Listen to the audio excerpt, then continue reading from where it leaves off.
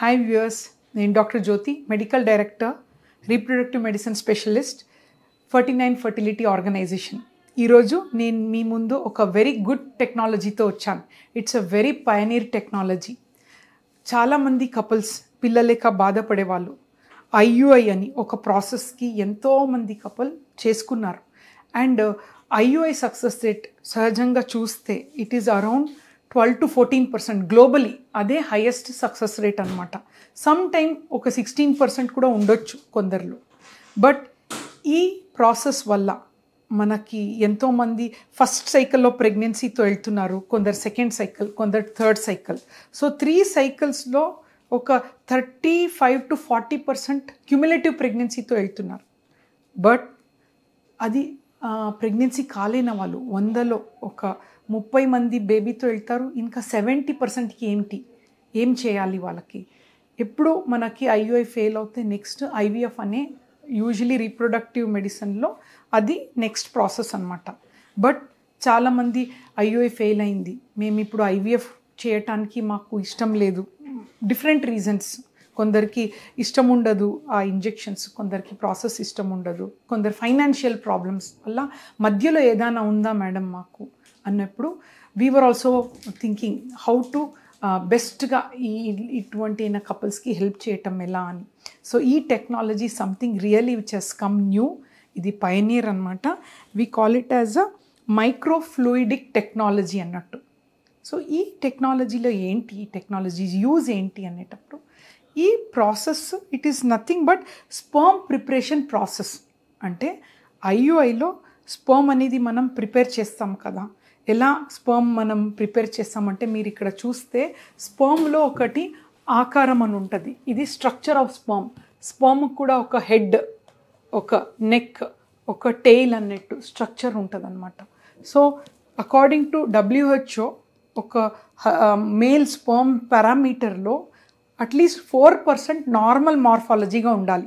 అంటే కౌంట్ మనకి almost 25 millions count ఉంటే దాంట్లో 4% మార్ఫాలజీగా నార్మల్ ఉండాలి, ప్లస్ మూమెంట్స్ కూడా ఉండాలి అన్నమాట. సో ఇక్కడ చూస్తుంటే మీరు కొన్ని స్పర్మ్కి కొన్ని హెడ్ డిఫెక్ట్స్ అని చూస్తున్నాం. ఇక్కడ 2 హెడ్స్ ఉంది చూడండి. ఈ దాంట్లో పిన్ హెడ్ సన్నగా ఉంది, పిన్ హెడ్ అన్నట్టు. ఇక్కడ 2 హెడ్స్, ఇక్కడ పిన్ హెడ్, అండ్ ఇక్కడ different type of shape of head. ఈ అన్ని హెడ్ డిఫెక్ట్స్ అనమాట. అంటే స్పర్మ్లో ఉన్న ఈ డిఫెక్ట్ వల్ల ప్రెగ్నెన్సీ ఛాన్సెస్ తక్కువ ఉంటుంది. ఇక్కడ నెక్ డిఫెక్ట్, ఇక్కడ చూస్తే మీకు చిన్నగా ఉంది నెక్, ఇలా గ్లాబ్యులర్గా ఉంది కొన్ని దాంట్లో. థర్డ్ టెయిల్ డిఫెక్ట్, టెయిల్స్ కూడా 2 టెయిల్స్ చూస్తున్నారు, ఇది చాలా టర్న్ అయినాయి. సో ఇట్లా either head defect, either mid piece defect or tail defect, ఇవన్నీ మార్ఫాలజికల్గా నార్మల్గా షేప్ లేని స్పర్మ్స్ ఉంటే సక్సెస్ అనేది చాలా తక్కువ ఉంటుంది. అదే కాకుండా మూమెంట్స్ ఉండాలి. టెయిల్ వల్ల మూమెంట్స్ కూడా సరిగా లేదంటే ఇటువంటి అయిన వాళ్ళకి ఎప్పుడు ఐయుఐ సక్సెస్ అనేది తక్కువ ఉండేది. వాళ్ళకి ఐవీఎఫ్ఐ సజెస్ట్ చేసేవాళ్ళు. బట్ ఈ మైక్రోఫ్లూయిడిక్ టెక్నాలజీ వల్ల ప్రిపరేషన్ డిఫరెంట్ మెథడ్ చేసి the best quality of sperm, దానిది డిఫెక్ట్ లేని sperm, morphologically normal sperm plus motility ఉన్న స్పర్మ్ని సెలెక్ట్ చేసి అదే మనం క్యాథెటర్లో ద్వారా ఇన్సర్ట్ చేసి లేడీస్ గర్భాశయంలో ఇన్సర్ట్ చేసాం. అది కూడా నేను నెక్స్ట్గా చెప్తాం. And we want to hear from our embryologist ఈ ప్రాసెస్ గురించి ఎలా చేస్తారు అనేది, అండ్ ఓల్డ్ టెక్నాలజీ కంపేర్ చేస్తే ఎలా డిఫరెంట్ అని. She is our embryologist Alekhya, she will be talking about it. Hello, before మనం ఓల్డ్ టెక్నాలజీలో మామూలుగా డెన్సిటీ గ్రేడియంట్ టెక్నిక్ యూజ్ చేసేవాళ్ళం. ఈ డెన్సిటీ గ్రేడియంట్ టెక్నిక్లో ఏంటంటే మనం స్పర్మ్ శాంపుల్ ప్లస్ మీడియా రెండు కలిపి ఈ సెంట్రిఫ్యూజ్లో రొటేట్ చేస్తాం అన్నమాట. ఇందులో ఇది రొటేట్ అవుతుంది. ఈ రొటేషన్స్ వల్ల ఏమవుతుందంటే మనకి motility and morphological good sperms లభిస్తాయి. బట్ ఇంకా ఏంటంటే ఈ మైక్రోఫ్లూయిడిక్ టెక్నాలజీ అనేది ఇంకా better motility and better morphology sperms మనకు వస్తాయి. సో ఇందులో డిఎన్ఏ ఫ్రాగ్మెంటేషన్ కూడా తక్కువ ఉంటుంది ఈ మైక్రోఫ్లూయిడిక్ టెక్నాలజీలో. దీని ప్రాసెస్ ఎలా చేస్తామనేది నేను చూపిస్తాను ఇప్పుడు. సో బేసికలీ బిఫోర్ టెక్నాలజీలో ఎలా ఉండేదంటే స్పర్మ్ ప్రిపేర్ చేసి ఇది మనం చూస్తే ఇది రొటేట్ చేయాలి స్పర్మ్స్ ఒక 15 to 20 minutes రొటేషన్లో ఉంటుంది, హై స్పీడ్ రొటేషన్లో ఉంటుంది. దానివల్ల డిఎన్ఏ ఫ్రాగ్మెంట్స్ కానీ ప్రాబ్లమ్స్ కానీ ఎక్కువ ఏర్పడాయి అండ్ సక్సెస్ ఆఫ్ ఐయుఐ ఒక మోడరేట్గా ఉండేది. ఇప్పుడు ఇవన్నీ టెక్నాలజీ లేదు, వెరీ సింపుల్ అనమాట.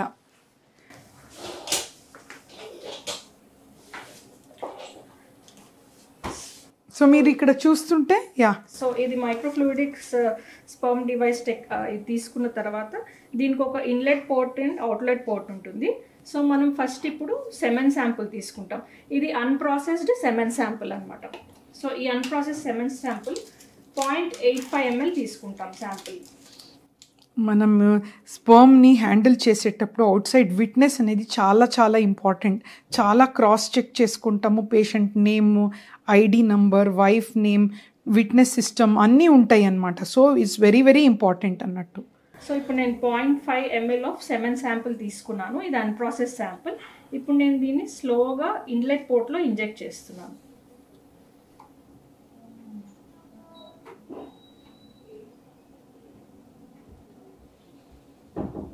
చూడండి, శాంపుల్ అవుట్లెట్ పోర్ట్కి ట్రావెల్ అవుతుంది.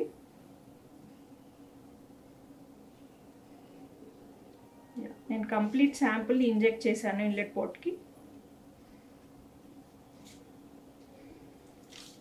దెన్ ఇప్పుడు 0.7 ml of sperm processing media అనమాట. ఈ మీడియాని అవుట్లెట్ పోర్ట్లో యాడ్ చేస్తున్నాను. స్లోగా డ్రాప్ బై డ్రాప్ యాడ్ చేయాలి.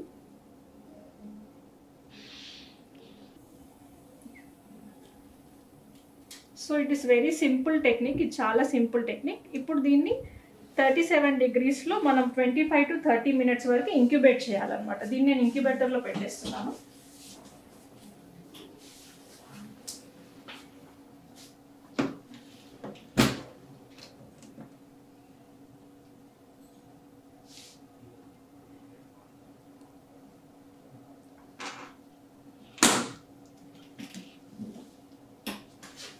సో ఇప్పుడు మనకి 30 minutes అయింది.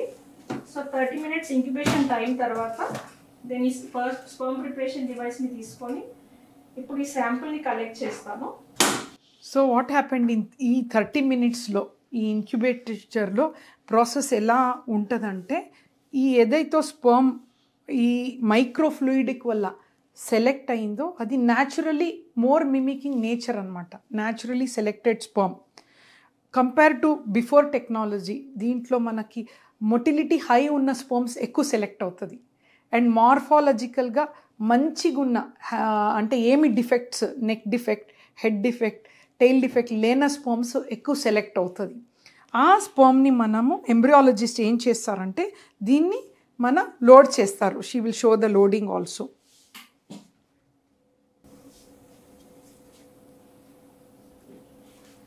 సో ఇప్పుడు ఆఫ్టర్ 30 minutes ఈ అవుట్లెట్ పోర్ట్ నుంచి మనం స్పర్మ్ శాంపుల్ కలెక్ట్ చేసుకోవాలి.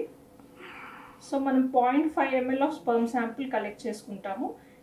ఈ స్పర్మ్స్ ఇప్పుడు best in motility, morphology and with less DNA fragmentation ఉంటాయి. నేను 0.5 ml ఆఫ్ శాంపుల్ కలెక్ట్ చేసుకున్నాను. ఇప్పుడు this I load into IUI catheter. So ఇది ఐయుఐ క్యాథెటర్ అనమాట.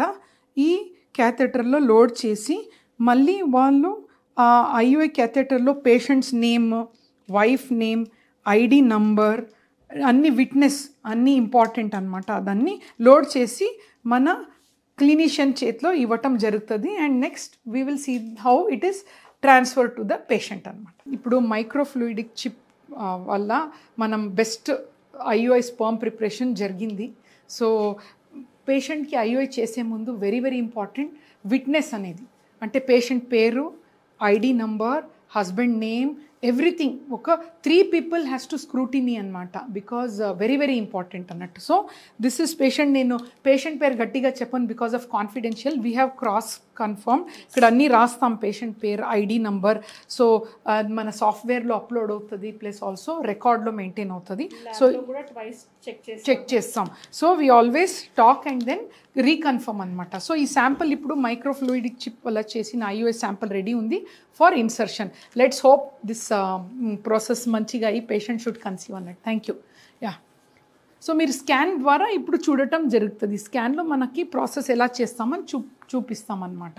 సో సో ఇప్పుడు పేషెంట్ మనకి ఈ స్కాన్లో మీరు చూస్తుంటే డీటెయిల్గా ఇప్పుడు మీరు చూస్తున్నారు కదా స్కాన్. ఈ స్కాన్లో ఇది గర్భాశయం, ఇది వెజైనా అనమాట.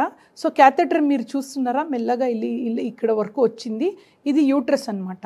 ఈ క్యాథెటర్ మీరు ఇక్కడ ఎంట్రీ అంటే వెజైనా నుంచి సర్విక్స్ అంటాం, గర్భాశయం ద్వారాలో ఇక్కడ ఆగింది, ఇక్కడే ఉండాలి క్యాథెటర్, ఇంకా ముందుకు వెళ్ళకూడదు.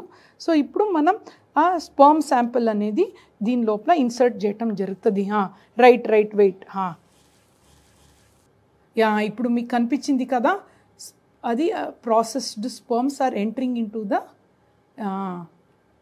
గర్భాశయంలో ఎంటర్ అయింది అన్నట్టు. సో ఇది ఎంటర్ అయ్యి మనకి పైకి వరకు వెళ్తుంది, మీకు కనిపిస్తుంటే స్పర్మ్స్ ఆర్ గోయింగ్ అప్ అనమాట. దెన్ అది ట్యూబ్స్లో వెళ్తాయి.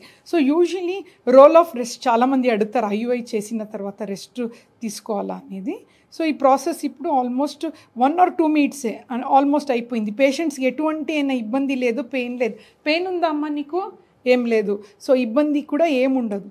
ఈ ప్రాసెస్ చేసిన తర్వాత మనం మంచిగా అయింది process. Sperm has gone in to the అంటే గర్భాశయం లోపల వెళ్ళింది. అండ్ నౌ మనం చూస్తే ఈ రోల్ ఆఫ్ రెస్ట్ అని చెప్తాము.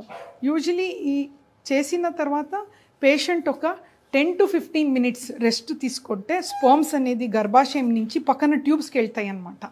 సో IUI ప్రాసెస్ మనం ఫర్టిలిటీ టైంలో అంటే ఓవ్యులేషన్ టైంలో చేస్తామన్నమాట.